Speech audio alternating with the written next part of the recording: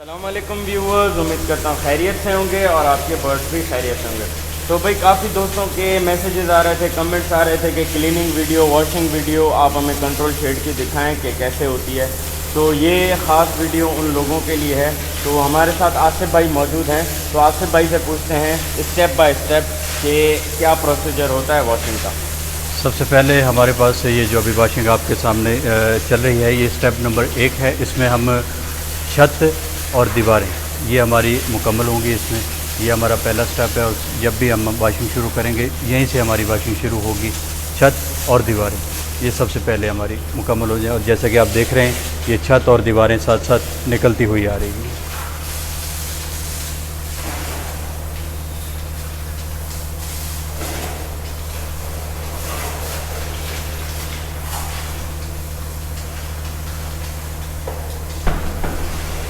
ये है हमारा स्टेप 2 जी। इसमें हम टैंकी में हाइड्रोजन या ब्लीच और उसके साथ तेज़ाब अगर ज़रूरत हो तो वो इस्तेमाल करते हैं, नहीं तो नहीं करते। ये अब हम इसमें डाल रहे हैं हाइड्रोजन, तो जो ये हमारी लाइनों की वॉशिंग के लिए इस्तेमाल होता है। ये पानी अभी नीचे जाएगा और नीचे जाके 8 से 12 घंटे के लिए ये लाइनों में रहेगा और उसके बाद लाइनों की वॉशिंग हो जाएगी। अभी ये लड़का आपके सामने डाल रहा है।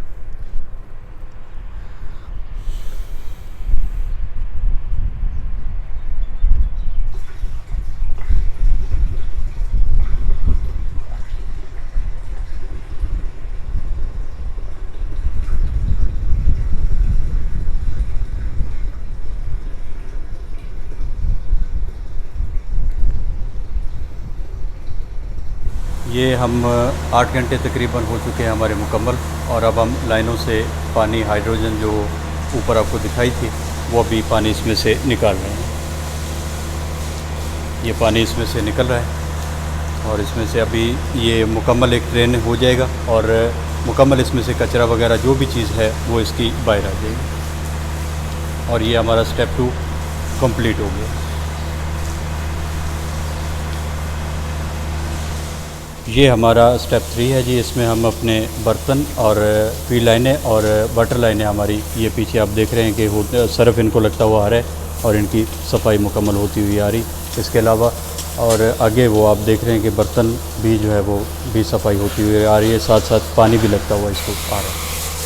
इसके अलावा हम ये पीछे कौली हमारा कौलियों में तेज़ाब लग रहा है। कौलियों में तेज़ाब लगाने की वजह यह है कि कौलियों में फंगस काई वगैरह जो है वो जम जाती है, जो कि जब लड़के वॉशिंग करते हैं इसकी तो वो मुकम्मल नहीं निकल पाती है। तो उसको निकालने के लिए हम तेज़ाब का इस्तेमाल करते हैं और फिर इसको तेज़ाब में लगा के इसमें तेज़ाब फिर इसको 4 से 5 घंटों के लिए इसको छोड़ देते हैं और बाद में इसमें पानी लगाते हैं। ये अभी तेज़ाब आपके सामने लग रहा है और ये हमारा अभी स्टेप 3 में ही चल रहा है। हमारा स्टेप 3 मुकम्मल हो रहा है। इसमें हम जो कौलियों में हमने तेज़ाब लगाए थे इसको 4 घंटे के लिए छोड़ा है और छोड़ने के बाद अभी इसमें ये लग रहा है, पानी लग रहा है। हमारी कौलियाँ जो है वो क्लियर हो गई अभी और इसके साथ ही हमारा स्टेप नंबर 3 जो है वो कंप्लीट। ये हो रहा है जी हमारा स्टेप 4 और इसमें हम जो है वो कास्टिक फेंक रहे हैं फर्श के ऊपर और इसको कास्टिक को तकरीबन 8 घंटे की रेस्ट होगी। और कास्टिक फेंकने के बाद अभी इस पर हल्का हल्का जो है वो पानी लगाएंगे ताकि ये मुकम्मल उबल सके, उबाला दे सके फ़र्श के ऊपर। अब ये कास्टिक पे हल्का हल्का पानी लगा रहे हैं ताकि कास्टिक हमारा मुकम्मल जो है वो पानी में हल होके फ़र्श पे उबाला दे सके।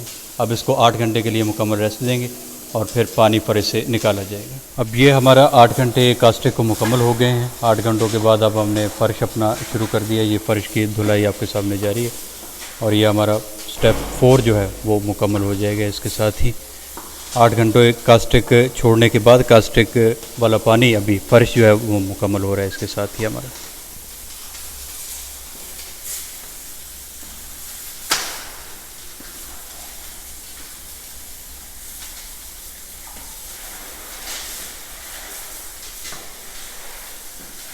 हमारा स्टेप 5 चल रहा है। तो जो पानी वगैरह हमारा अंदर फ़र्श से या अंदर से जो हमने धुलाई की है, वॉशिंग की है, मुकम्मल शेड की मुकम्मल की है, उसका जो हमारा पानी बाहर निकला है या उसके साथ जो कचरा हमारा बाहर निकला है उसको सफाई करके बाहर वाला जो सफाई है वो मुकम्मल होगी। इस झाड़ू से इसको कचरे वगैरह को उठाएंगे और इसके साथ ही हमारा 5th स्टेप जो है वो कंप्लीट हुआ।